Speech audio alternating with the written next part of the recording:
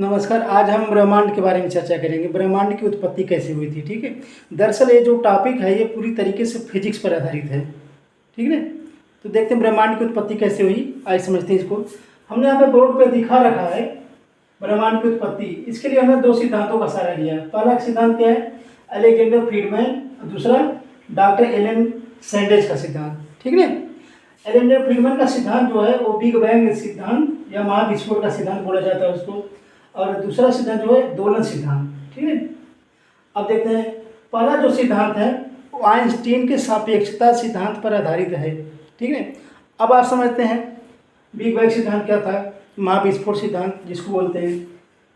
यहाँ देखिए कोई भी वस्तु जिसका ताप क्या रहे, अधिकतम आयतन क्या रहे, न्यूनतम घनत्व क्या रहे, अधिकतम ताप अधिकतम, आयतन न्यूनतम, घनत्व अधिकतम। ऐसी स्थिति में कोई भी वस्तु जो है सुपर डेंस बॉडी बन जाती है। सुपर डेंस बॉडी का मतलब ये होता है आयतन इससे न्यूनतम नहीं हो सकता, घनत्व इससे अधिकतम क्या होगा, मानिए बर्दाश्त की कोई भी वस्तु की बर्दाश्त की सीमा खत्म हो जाए जहाँ पे, वही है घनत्व अधिकतम, ताप अधिकतम, आयतन न्यूनतम। ऐसी स्थिति में कोई पिंड जो है सुपर डेंस बॉडी बन जाता है, अर्थात ऐसी स्थिति में उसके पास ऊर्जा का अपार भंडार हो जाता है। यहाँ पर हमने यहाँ पे सुपर डेंस बॉडी के रूप में बना दिया है, पिंड दिखा दिया है। अब हम देखते हैं इस पे, आपको यहाँ पर समझ में आ गया होगा कि ताप अधिकतम, वॉल्यूम न्यूनतम और घनत्व डेंसिटी जो है अधिकतम हो जाए। ऐसी स्थिति में हमने यहाँ पे सुपर डेंस बॉडी बना दिया है। ठीक है। यहाँ देखिए, यहाँ बना दें सुपर डेंस बॉडी हमने बना रख दिया। अब होगा क्या, लगभग 15 से 20 अरब वर्ष पूर्व हुआ क्या, जब सुपर डेंस बॉडी बनी इसमें विस्फोट हुआ। विस्फोट जब हुआ, कोई पिंड में जब विस्फोट होता है तो वो छोटे छोटे कणों में टूट करके चारों तरफ दूर भागती है। इस सुपर डेंस बॉडी में जब विस्फोट हुआ इसे छोटे छोटे कण ऐसे देखिए,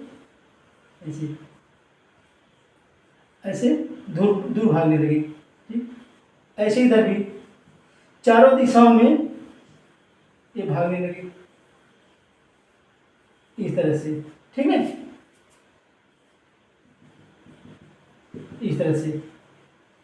अब जब ये कण यहाँ से, जो कण यहाँ से शुरू निकलता है उसके पास सबसे अधिक ऊर्जा होती है उस समय। अपने रास्ते में चलते समय इस कण को अपने रास्ते में चलते समय सबसे अधिक ऊर्जा शुरू में होती है और सबसे अधिक ऊर्जा लास्ट में होती है। कहाँ पे? लास्ट में होती है। ठीक, यानी ये जो है ऊर्जा में जब कमी आती है, इसका वेलोसिटी जो वेग होता है उसमें भी कमी आ जाती है। ठीक है।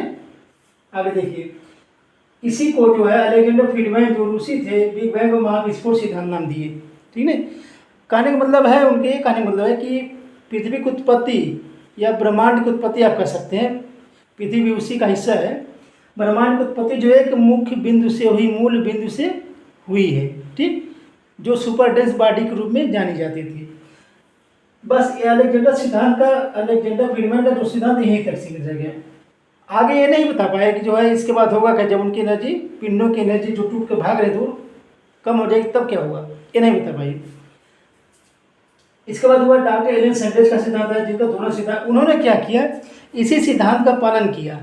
पालन करने के बाद जहाँ पर अलेक्जेंडर फ्रीडमैन ने अपने सिद्धांत का अंत किया था, उसी सिद्धांत को इन्होंने आगे बढ़ा दिया।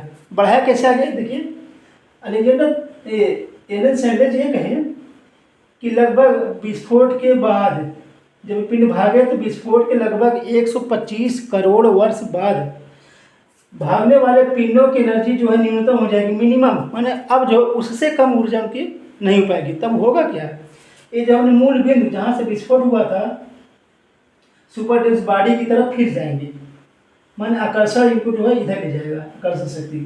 पहले कैसे आए थे, इधर चले थे, अब जो है इधर जाएंगे।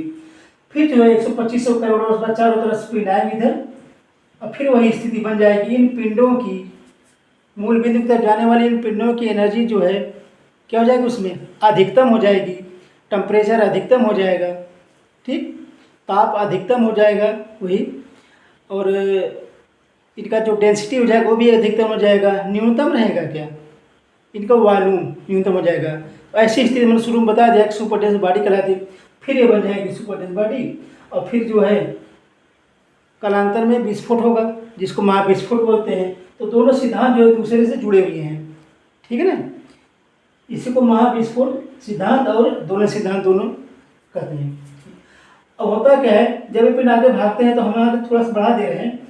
इसी भागने वाले पिंडों में ही अनगिनत तारों का समूह भी होता है, ठीक, जिनको हम क्या बोलते हैं, आकाशगंगा। हमारा जो सौरमंडल इन्हीं आकाशगंगा, मंदाकिनी आकाशगंगा का ही एक भाग है। समझिए ये मंदाकिनी आकाशगंगा है, ठीक। इसी में हमारा सिर्फ एक बिंदु पर सौरमंडल है, यानी सूर्य है, उसके चारों तरफ परिक्रमा करने वाले ग्रह प्लैनेट हैं, ठीक है। अब आप समझ सकते हैं ब्रह्मांड का प्रसार कैसे हुआ था, ठीक है। बस इतना ही है, आगे जो है आकाशगंगा और ग्रहों के बारे में आगे बताएंगे, ठीक।